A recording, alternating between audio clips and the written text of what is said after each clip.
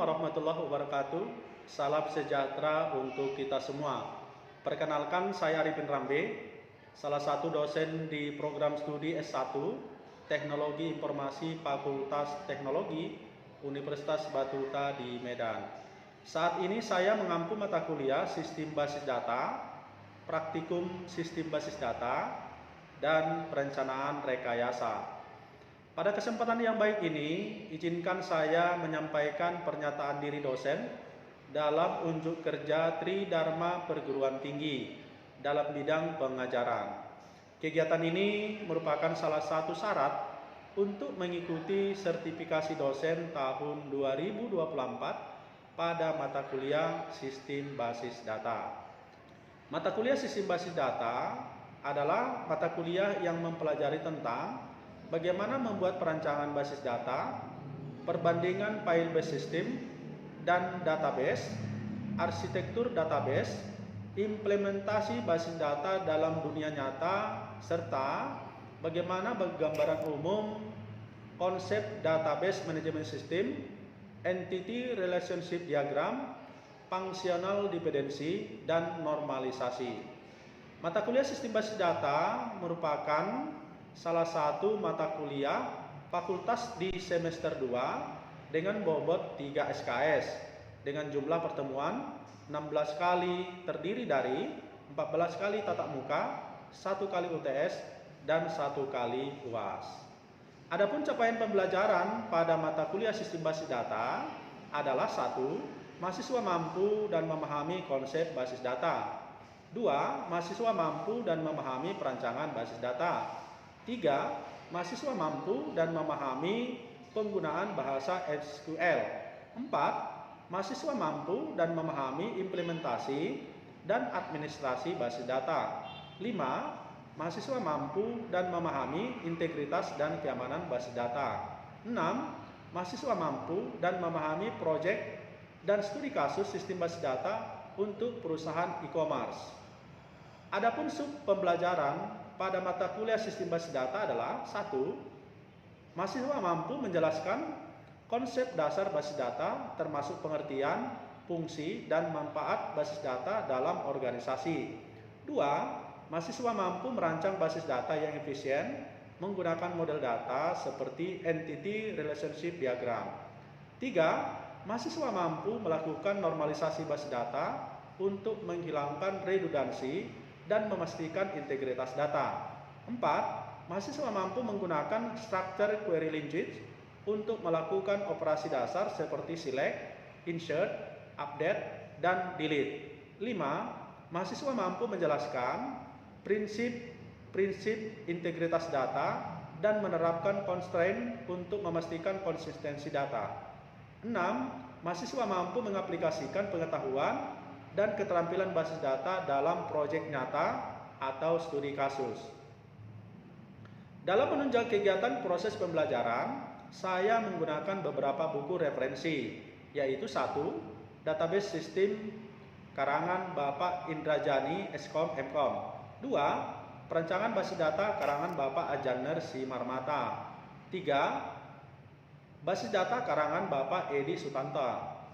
4. Strategi perencanaan dan pengolahan basis data karangan Bapak Kusrini.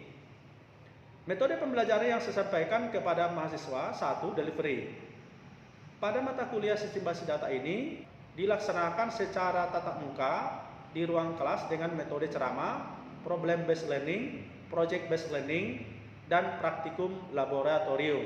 2. Evaluasi.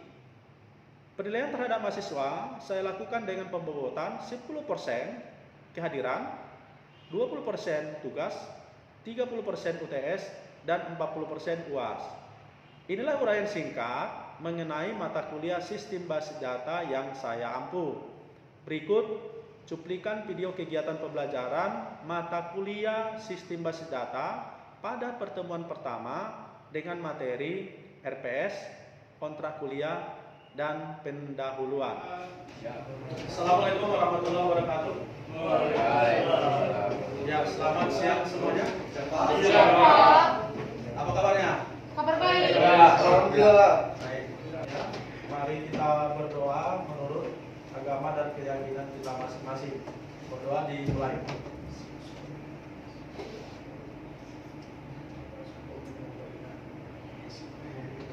Selesai. Hari ini kita perkuliahan sistem basis data. Hadir semua temannya? Hadir. Hadir ya? Ada? Ada yang tidak hadir? Siapa? Siapa? Kipli Habib. Kipli ya? Habib. Ada yang tahu kabar temannya? Kenapa hadir? Oh iya. Baik, ada kegiatan ya. Baik, pada hari ini kita masuk perkuliahan dengan mata kuliah sistem basis data. Ya. Sebelum kita mulai masuk ke materi, ini biodata Bapak sebagai perkenalan. Ya. Nama, walaupun sudah kita kenal beberapa mata kuliah sebelumnya. Kemudian di website saya pergunakan ini sebagai untuk informasi tentang IT. Namun saat ini belum aktif lagi, masih ada perbaikan. Kemudian nomor kontak yang bisa kita berkomunikasi, ya, berkomunikasi karena saya sifatnya kalau misalnya ada mahasiswa itu yang memang ada kendala di dalam perkuliahan, bisa kita berkomunikasi bukan hanya di ruangan kelas seperti ini, tetapi di grup-grup yang kita berikan di WhatsApp, kita tetap bisa berkomunikasi. Kemudian ini email tugas kuliah digital@gmail.com. Email ini saya pergunakan sebagai tempat pengiriman daripada tugas-tugas. Nanti di dalam perkuliahan itu, di dalam satu semester itu ada tugas yang harus Anda selesaikan, itu biasanya dikirimkan by email. Jadi tidak ada lagi kita buat tugas itu dalam bentuk hard copy, karena itu juga akan mengurangi biaya, ya. Tidak ada lagi biaya cetak, tidak ada lagi biaya jilid dan lain sebagainya. Cukup Anda buat dalam bentuk digital, kemudian kita kirimkan ke email. Kemudian kalau kita mau bersosialisasi di media sosial, FB ini juga saya punya seperti ini, ya. Ya, di dalam perkuliahan itu nanti tentu ada evaluasi nilai akhir yang harus kita buat. Evaluasi itu ada beberapa poin yang mesti Anda ikuti sehingga nanti nilai akhir daripada mata kuliah sistem basis data itu akan lebih maksimal, ya. Misalnya kehadiran itu saya nilai bobotnya 10%. Jadi dari satu semester 16 kali pertemuan itu dihitung bobot 10%. Walaupun kelihatannya kecil 10%, tapi itu akan berpengaruh dengan nilai akhir. Saya harapkan Anda mengikuti setiap pertemuan dari pertama sampai pertemuan ke-16 sehingga nanti nilai daripada kehadiran itu maksimal ya 10%. Kemudian tugas bobotnya adalah 20%. Ya, jadi dalam rentang waktu satu semester itu nanti saya berikan tugas. Kalau Anda kerjakan tugas-tugas yang saya berikan itu dan dikirimkan ke email tepat waktu, maka akan dapat nilai 20%. Kemudian UTS itu 30% dan UAS 40%. Inilah poin-poin penilaian yang mesti Anda ikuti sehingga nanti hasil akhir daripada nilai mata kuliah itu akan memuaskan pada maksimalnya. Baik, di pertemuan yang pertama ini kita akan bahas tentang RPS, ya, kita sampaikan RPS-nya, kemudian kontrak perkuliahan, kemudian pendahuluan dalam hal pengenalan basis data. Tujuan daripada materi ini adalah mampu memahami sistem perkuliahan, sistem penilaian dan tata tertib perkuliahan. Kemudian yang kedua, mampu mengetahui maksud dan tujuan daripada basis data itu. Kita lihat RPS-nya, rencana pembelajaran semester ini adalah materi yang akan adik-adik dapatkan sepanjang 16 kali pertemuan satu semester ini. Dari pertemuan yang pertama, ya, materi ini sampai dengan UTS pertemuan ke-8. Kemudian dilanjutkan dengan pertemuan ke-9 dan UAS pertemuan ke-16.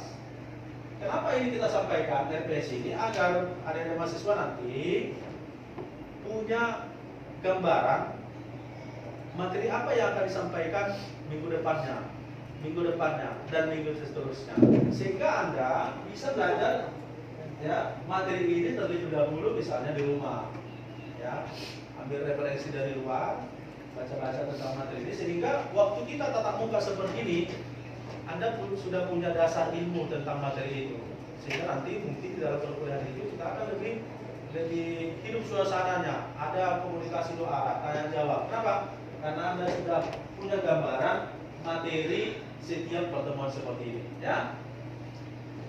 Ya, pengenalan basis data. Basis data itu sebenarnya ini sudah banyak kita bersinggungan setiap hari, ya. Tanpa kita sadari sebenarnya aktivitas yang kita lakukan sehari-hari itu banyak yang berhubungan dengan basis data. Ya. Contoh, Anda mahasiswa seperti ini. Ketika dulu Anda mendaftar ke Universitas Batuta, didaftarkan identitas Anda, mulai daripada nama, tempat tanggal lahir, alamat, asal sekolah, kemudian masuk kemari mendaftar prodi apa atau jurusan apa, disimpan, ya, diolah dalam bentuk basis data, sehingga ya, institusi memiliki data mahasiswa yang akan dipergunakan untuk informasi selanjutnya. Ya.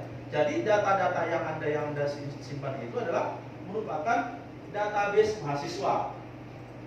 Kalau misalnya Anda kemudian juga nanti ujian diolah data-data nilai semua mata kuliah, nanti dibuat basis datanya, ya, database nilai mahasiswa misalnya seperti itu.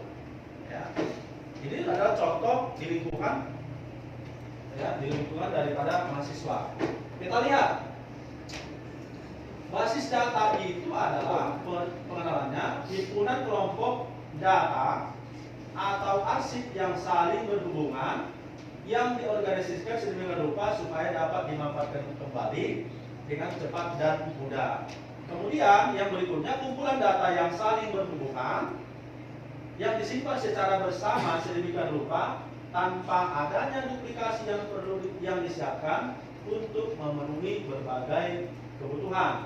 Kemudian ada juga yang menyebutkan bahwa basis data itu adalah kumpulan file, tabel, arsip yang saling berhubungan yang disimpan dalam media penyimpanan elektronik. Inilah pengertian daripada basis data tersebut. Operasi dasar yang bisa kita lakukan di basis data itu, ya, bisa kita lakukan. Yang pertama operasinya bisa kita membuat basis data baru. Ya, pembuatan itu bisa kita buat dengan perintah create database. Jadi kalau misalnya kita ingin membuat basis data, buat perintah create database. Kemudian penghapusan basis data dengan perintah drop database. Pembuatan tabel baru ke suatu basis data dengan create table. Penghapusan tabel dari suatu basis data, drop table. Penambahan atau pengisian data baru ke suatu tabel di sebuah baris data disebut dengan perintah insert. Pengambilan data dari suatu tabel atau retrieve atau share. Kemudian pengubahan data dari suatu tabel, update, dan penghapusan data dari suatu tabel dengan perintah delete. Inilah perintah atau operasi dasar daripada basis data itu. Tujuan basis data, kenapa kita perlu mempelajari atau bisa membuat basis data itu? Tentu ada tujuan. Yang pertama adalah kecepatan dan kemudahan.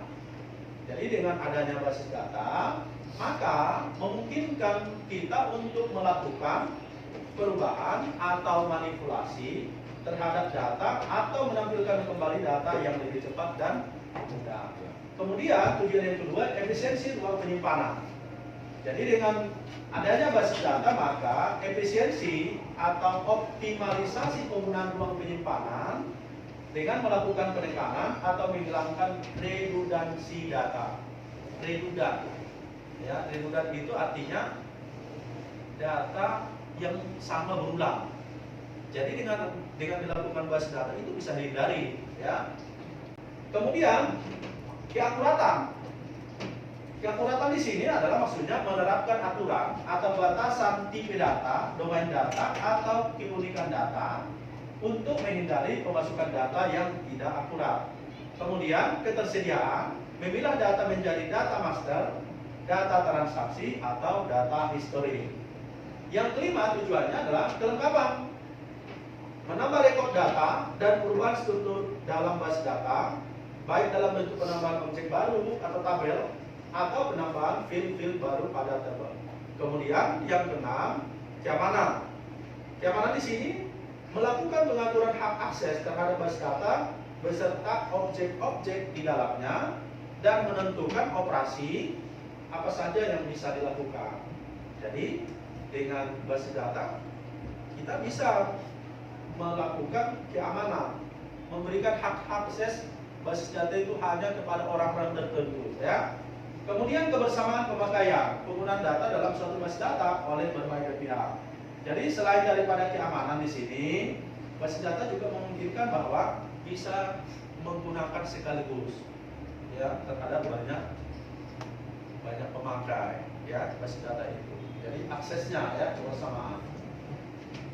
Operasi dasar basis data itu ada tadi disebutkan menghilangkan redundansi dalam dilakukan dengan, ya, jadi agar data yang sama itu tidak berulang dilakukan perekaman di basis data itu, apa yang dilakukan untuk menghilangkan redundansi tadi? Maka yang pertama kita lakukan dengan menerapkan sejumlah pengkodean. Kemudian membuat relasi-relasi antar kelompok data yang saling berhubungan.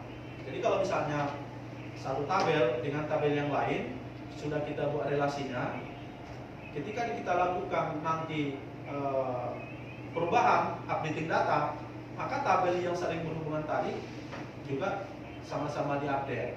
Tapi kalau misalnya tidak ada relasi kita buat seperti itu, maka di sini kita update, yang di sini belum tentu, ya, di sini belum tentu. Maka itu akan kemungkinan akan terjadi redundansi. Untuk menghilangkan itu kita buat cara seperti ini, ya. Penerapan basis data itu, ya, apa saja penerapan dalam kehidupan sehari-hari. Yang pertama di bagian kepegawaian, pengaturan data-data pegawai itu kita buat dengan basis data. Kemudian di perpustakaan pencatatan, ya, anggota perpustakaan, buku yang tersedia di perpustakaan, proses peminjaman itu juga menggunakan basis data, ya. Jadi kalau misalnya anda datang ke perpustakaan, kemudian anda pinjam buku, waktunya misalnya diberikan waktu hanya 3 hari, lewat dari 3 hari, berarti peminjaman itu sudah lewat, biasanya ada denda. Itu udah begitu seperti itu. Kenapa bisa dibuat seperti itu? Karena ada di perpustakaan itu dengan menggunakan basis data. Kalau misalnya Anda ke toko buku, ya, ke toko buku misalnya, ya, biasanya di toko buku yang sudah maju itu pengelolaannya sudah menggunakan basis data, itu mereka menyediakan komputer yang bisa diakses secara bebas oleh pengunjung. Ya, katakanlah misalnya saya sebutkan kalau di sini di toko buku yang lebih maju di Jalan Gajah Mada itu, kalau Anda datang ke situ ingin membeli buku misalnya tentang sistem basis data, apakah tersedia di toko buku tersebut? Jika Anda cek di komputer yang tersedia untuk basis datanya, Anda ketikkan judulnya, kemudian judul bukunya Anda enter, nanti akan muncul tuh informasi tentang buku itu, mulai dari judul, penerbit, pengarang, kemudian apakah buku itu tersedia, stoknya akan muncul di situ, stoknya berapa. Kalau 0, maka nggak perlu lagi Anda cari ke arah itu buku itu. Kenapa? Karena memang stok habis. Tapi kalau misalnya dibuatnya ada stok di 50, berarti tersedia judul buku sistem basis data tersedia di toko buku tersebut, stoknya 50. Kemudian berapa harganya? Ya, jadi karena sekarang pembeliannya seperti itu, biasanya buku itu sudah pakai barcode, nggak nampak lagi berapa harganya, ya kan? Kita khawatir misalnya kalau kita datang mengunjungi uangnya pas-pasan, khawatir tidak cukup uangnya, maka bisa kita cek di situ. Di situ akan tertera berapa harganya, harga buku tersebut. Kemudian buku itu berada di rak nomor berapa, ya, informasi di sistem basis data itu akan muncul, sehingga kita tidak perlu keliling-keliling lagi mencari buku itu di toko itu. Kenapa? Karena langsung bisa berada di rak nomor 10, langsung aja tengok nomor 10. maka buku tersebut berada di sana. Itu dalam perpustakaan. Kemudian penerapan yang lain adalah pergudangan, akuntansi, reservasi, perbankan, rumah sakit, pendidikan, dan lain sebagainya. Jadi hampir semua aktivitas atau kegiatan kita itu, baik itu di perusahaan, baik itu di dunia usaha, itu biasanya sudah menerapkan sistem basis data. Ya, ada misalnya yang lain yang bisa anda sebutkan penggunaan basis data selain yang saya sebutkan tadi dalam kehidupan sehari-hari? Ya, siapa yang bisa menyebutkan penggunaan basis data itu dalam kehidupan sehari-hari? Ya, silakan. Contohnya HP.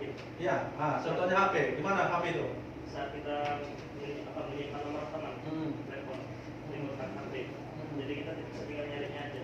Iya, ya. Jadi smartphone, betul yang disampaikan temannya tadi. Smartphone yang kita gunakan itu juga sebenarnya sudah menggunakan sistem basis data. Ketika kita menyimpan nomor kontak teman kita dengan membuat namanya, kita save. Suatu saat, katakanlah misalnya Budi, namanya Budianto, nama teman kita. Kita simpan tadi nomor handphone tadi, di nomor kontaknya. Suatu saat kita untuk mencari nomor kontak, kita ketikkannya Budi. Maka semua nomor kontak yang mengandung nama Budi akan muncul. Ya, kenapa? Karena di smartphone itu ada searchingnya, pencarian otomatis. Kenapa? Karena dia sudah menggunakan sistem basis data. Ada yang lain? Ya, kalau misalnya Anda bayar tagihan, ya kan? Ya, apa misalnya tagihan apa? Iya, tagihan PLN, tagihan air, ya kan? Kalau misalnya Anda mau bayar tagihan itu setiap bulan, cukup Anda sebutkan apa?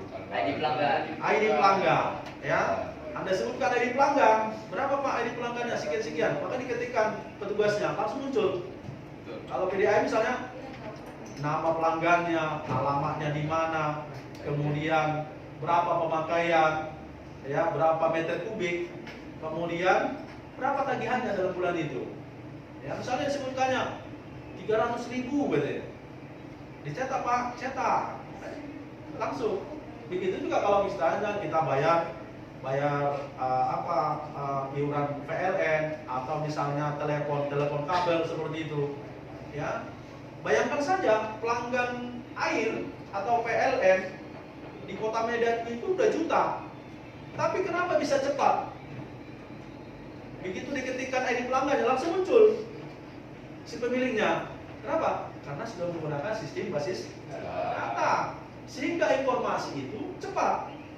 Ya, informasinya cepat kita dapatkan. Ya, itulah penerapan daripada basis data. Selain itu masih banyak sebenarnya yang tanpa kita sadari dalam kehidupan kita sehari-hari selalu kita bersinggungan dengan penggunaan basis data itu. Sistem basis data itu harus ditopang oleh beberapa komponen sehingga bisa kita gunakan.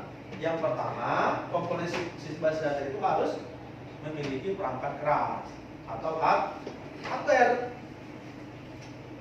Apa itu pengertian hardware? Perangkat keras. Perangkat keras, apa perangkat keras? Hardware itu atau perangkat keras itu semua komponen komputer yang bisa dilihat dan dipegang. Itulah dia perangkat keras. Jadi ini sekarang depan Anda ini bisa Anda lihat, bisa Anda pegang, itulah perangkat keras. Ya. Jadi agar basis data itu bisa kita operasikan, harus ada perangkat keras. Kemudian harus ada sistem operasi. Harus ada juga basis datanya. Harus ada aplikasi pengelolaan basis datanya dan pemakai atau user. Ya. Sistem operasi, ya. Sistem operasi itu adalah menghidupkan komputer pertama sekali. Ya, sistem operasi itu misalnya ini MS-DOS, Windows, Linux, dan sebagainya. Kemudian ada basis data, ada sistem pengelolaan basis data. Ya. Contohnya, basis data itu ada MS Access, ada MS SQL Server, ya, SQL, ya. Ini yang kita gunakan, SQL.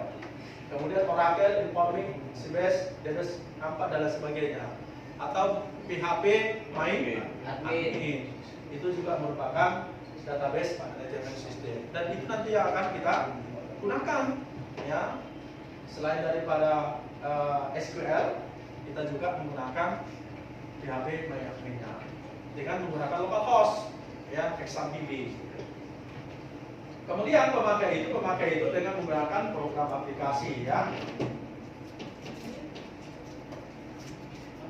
Oke, bahasa DBMS, bahasa database management system itu yang terdiri dari dikelompokkan menjadi yang pertama ada data declaration engine, ya. Kemudian ada data manipulation engine, ya, DBMS. Ini adalah bahasa basis data.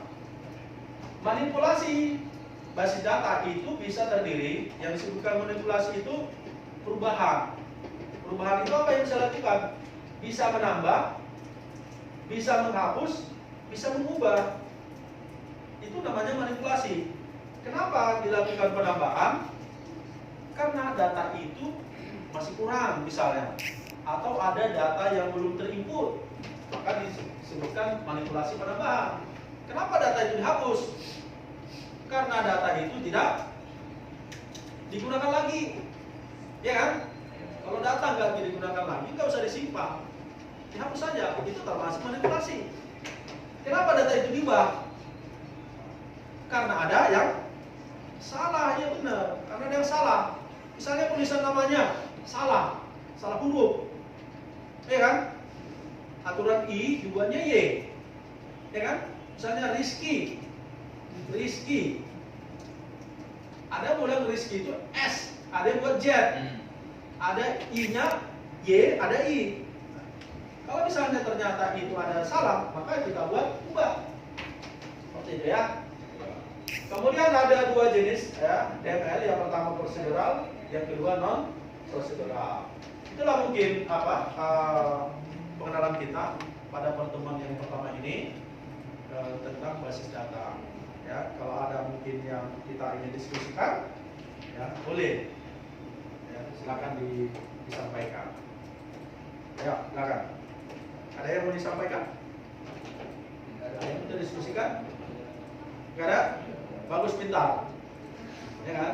Belum ada yang mau diskusikan, saya anggap berarti Anda pahami semua materi yang saya sampaikan. Basis data itu sebenarnya ya satu ilmu yang sangat penting, ya, ilmu terapan, ya, ilmu terapan. Ketika Anda nanti terjun ke dunia kerja yang berhubungan dengan IT, itu tidak terlepas daripada basis data, ya. Baik, sebagai akhir ini saya berikan Anda tugas, ya, tugas, karena kan ada dalam poin penilaian evaluasi kan ada tugas, ya. Bobotnya 20%. Ini langsung saya berikan tugas, nanti Anda buat resume atau rangkuman tentang sistem basis data, ya. Saya berikan waktu 2 minggu. Waktu 2 minggu dari sekarang Anda buat resume tentang sistem basis data, kemudian nanti dikirimkan ke email, ya. Silakan kirimkan ke email nanti resumenya. Mudah-mudahan itu menambah wawasan Anda tentang daripada basis data itu, ya. Baik, sebelum kita akhiri, ya, saya absen dulu. Oke, saya absen. Danu Pramana, ada Pak. Rizky Irfansah, ada Pak. Zulkifli. Oh iya, tadi nggak hadir, ya, Zulkifli, ya. Akreditasi. Ya, Destination Maha, Pak. Sudah semua, ya. Baik, kita akhiri pertemuan kita hari ini. Assalamualaikum warahmatullahi wabarakatuh. Selamat siang semuanya.